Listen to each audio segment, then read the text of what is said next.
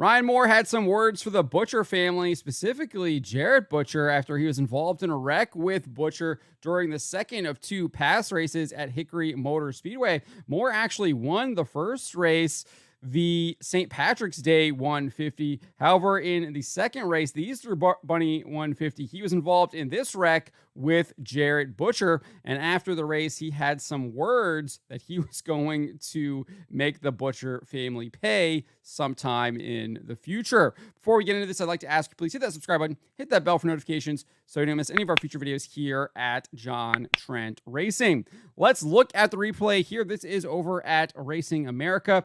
You can see Jarrett Butcher is in that red car on the outside closest to the camera, and Ryan Moore is in the white car underneath of him. Let's take a look at what happens here.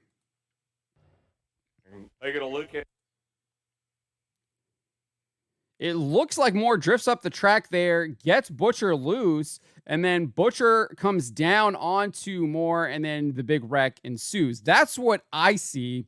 Let's take a look at it again, and I'm going to pause it where I think the contact is made in the middle of turns 1 and 2.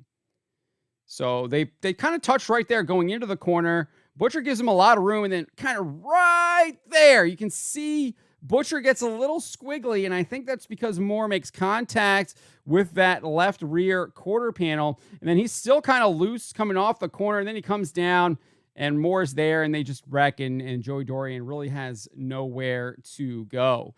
So I actually think that was just kind of a racing incident. Obviously, they were racing really hard there. I think that if you're going to blame anyone, you can blame Moore, because I do think he gets into him there, gets him really loose, and then Butcher just isn't able to keep the car straight going down the backstretch after that contact, and then he comes down into Moore. But definitely looks like a racing deal to me.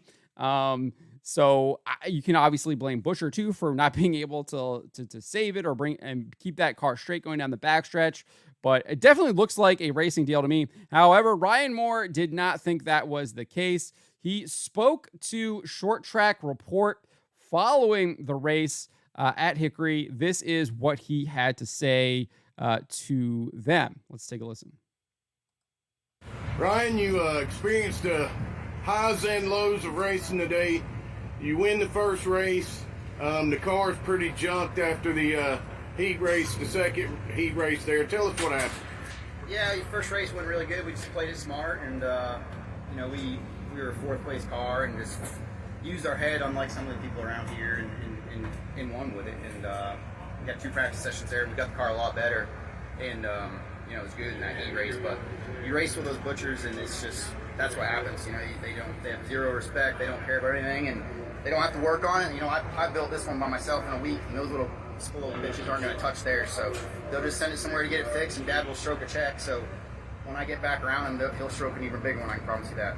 So that is what Ryan Moore had to say. Very, very similar to what Mike Hopkins had to say about Cole Butcher and the Butcher family.